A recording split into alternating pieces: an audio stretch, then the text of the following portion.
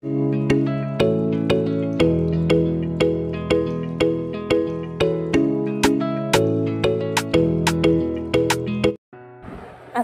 আলাইকুম। নতুন রান্নাঘর চ্যানেল থেকে সকলকে শুভেচ্ছা। আজ আমি চিকেন কষা রেসিপি করে দেখাবো, তো প্রথম থেকে শেষ পর্যন্ত স্কিপ না করে দেখুন। গ্যাসের মধ্যে প্যান বসিয়ে দিয়েছি, তো এখানে পরিমাণ মতন তেল দিয়ে দিচ্ছি আর দিয়ে দিচ্ছি হাফ টেবিল স্পুন মতন হলুদের গুঁড়া আর দিচ্ছি হাফ টেবিল স্পুন মতন লবণ।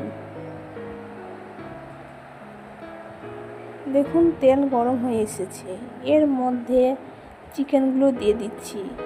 তো এখানে আমি 1 কিলো মতন চিকেন নিয়েছি, তো সম্পূর্ণ চিকেনগুলো দিয়ে দিচ্ছি।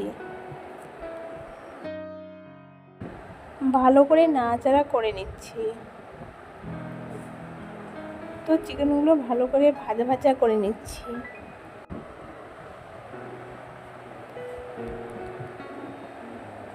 দেখুন ভাজা হয়ে গেছে, এবার আমি ছাঁকনার সাহায্যে তুলে নিচ্ছি। তো তেলগুলো ঝরে নিচ্ছি।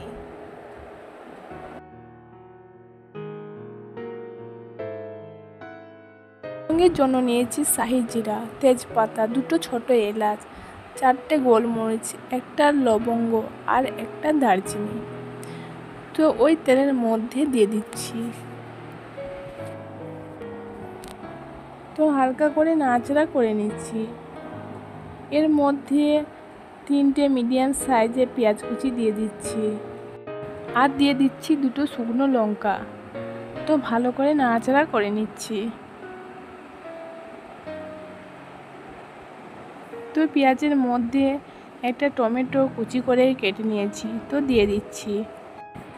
এখানে 2 টেবিল স্পুন মতো আদা রসুন পেস্ট দিয়ে দিচ্ছি আর হাফ টেবিল স্পুন মতো কাঁচা লঙ্কা পেস্ট। তো ভালো করে মশলা কষে নিচ্ছি যাতে কাঁচা গন্ধ না থাকে। তো দেখুন এখানে দিয়ে দিচ্ছি 1 টেবিল স্পুন মতন হলুদের গুঁড়া আর দিচ্ছি 1 টেবিল স্পুন মতন কাশ্মীরি লঙ্কার গুঁড়া, এটা কালারের জন্য ব্যবহার করছি। আর দিয়ে দিচ্ছি 1 টেবিল স্পুন মতন জিরা গুঁড়া আর হাফ টেবিল স্পুন মতন ধনিয়া গুঁড়া আর পরিমাণ মতন লবণ। তো ভালো করে মশলার সঙ্গে কষে নিচ্ছি। দেখুন মশলা থেকে তেল ছেড়ে দিয়েছে, তো এর মধ্যে ভাজা চিকেনগুলো দিয়ে দিচ্ছি।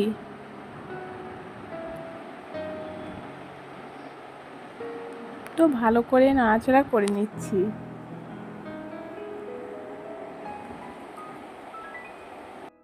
এই রেসিপিটা ভালো লাগলে লাইক সাবস্ক্রাইব করে দিন। তো দেখুন ভালো করে মশলার সঙ্গে কষে নিচ্ছি।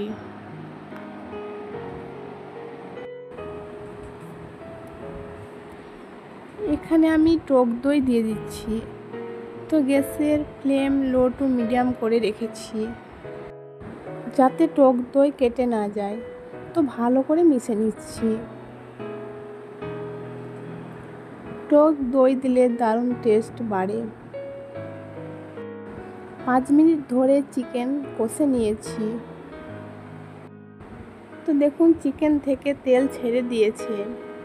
এখানে আমি 1 কাপ পরিমাণ মতন গরম জল অ্যাড করছি। তো ভালো করে নাড়াচাড়া করে নিচ্ছি। দেখুন ঢাকনা দিয়ে ঢেকে দিচ্ছি।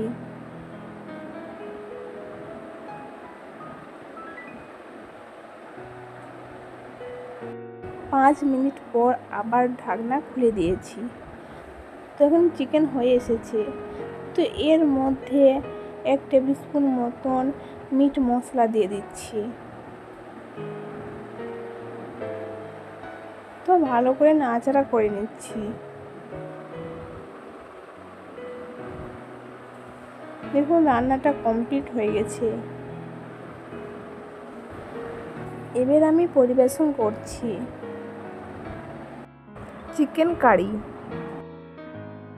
গরম গরম ভাতে লাল ঝোল দারুণ লাগে।